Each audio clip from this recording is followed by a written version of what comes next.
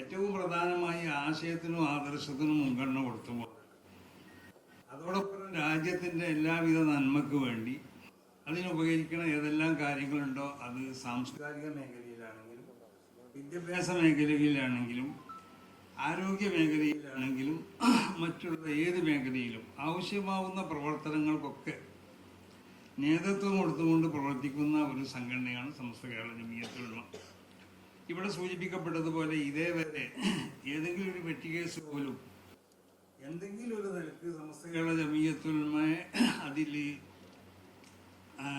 അതിലേക്ക് സമസ്ത കേരള ജമിയത്തുൽ ഉലമ ഇതുവരെ സമസ്ത കേരള ജമിയത്തുൽ ഉലമയുടെ പേരിൽ ഏതെങ്കിലും ഒരു കേസ് ഇവിടെ എവിടെയെങ്കിലും നടന്നതായിട്ട് നമുക്ക് കാണാൻ സാധിക്കില്ല. ഇവിടെ തീവ്രവാദം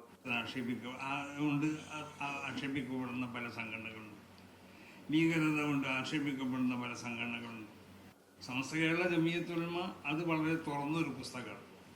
തീവ്രവാദത്തിനെതിരെ, ഭീകരവാദത്തിനെതിരെ, അതോടുകൂടി എല്ലാ നിലക്കുള്ള ഉടമ്പടികളും അത് പൂർണ്ണമായി പാലിച്ചുകൊണ്ടിട്ട് പ്രവർത്തിക്കുന്ന ഒരു സംഘടനയാണ്. അങ്ങനെയാണ് നബിയുന മുഹമ്മദ് സ്വല്ലല്ലാഹു അലൈഹി വസല്ലമ തങ്ങൾ പഠിപ്പിച്ചിട്ടുള്ളത്. മദീനത്തുള്ള യഹൂദികളോട് റസൂലുള്ളാഹി സ്വല്ലല്ലാഹു അലൈഹി വസല്ലമ തങ്ങൾ പല ഉടമ്പടിയും ചെയ്തു. ഈ ഉടമ്പടികൾ റസൂലുള്ളാഹി സ്വല്ലല്ലാഹു അലൈഹി വസല്ലമ തങ്ങൾ പാലിച്ചിട്ടുണ്ട്. അപ്പോൾ സമസ്ത കേരള ജമിയത്തുൽ ഉലമയെ സംബന്ധിച്ചിടത്തോളം ഈ മതമുള്ളവരും മതമില്ലാത്തവരും ഒക്കെ ഉള്ള രാഷ്ട്രത്തിലാണ് നമ്മൾ ജീവിക്കുന്നത്. അപ്പോൾ ഇവിടെ എങ്ങനെ എല്ലാവരോടും പെരുമാറണം, അതിനുള്ള ഒരു പ്രത്യേകമാവുന്ന ഒരു സംവിധാനമാണ് വിശുദ്ധമാവുന്ന ഇസ്ലാം ഇവിടെ വെച്ചിട്ടുള്ളത്. അപ്പോൾ തമ്മത്ത് കലിമത്ത് റബ്ബിക സിദ്ഖൻ വഅദില എന്ന പൂർണ്ണമായ വചനങ്ങൾ, വളരെ നീതിപൂർവമായ വചനങ്ങൾ, വളരെ സത്യമായ വചനങ്ങൾ, ഇതാണ് ഇസ്ലാമിൻ്റെ വചനങ്ങൾ മുഴുവൻ ഏത് പരിശോധിച്ച് നോക്കിയാൽ.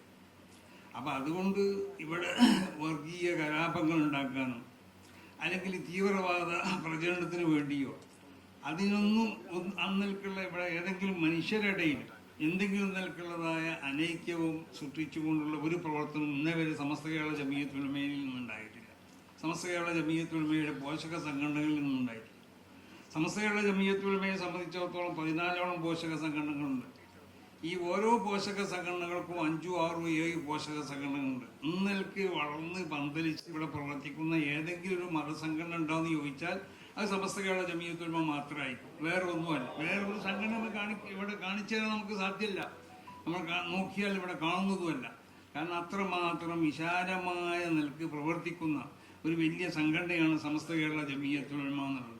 ഇതുകൊണ്ട് തന്നെയാണ് ഇവിടെ മാറി മാറി വരുന്ന എല്ലാ ഗവൺമെൻറ്റുകളോടും അവരോടൊക്കെ നല്ല നിലക്കുള്ള ബന്ധങ്ങളായിരിക്കും സമസ്ത കേരള ജമിയത്തുൽ ഉലമക്ക് എന്നും ഉണ്ടായിട്ടുള്ളത്.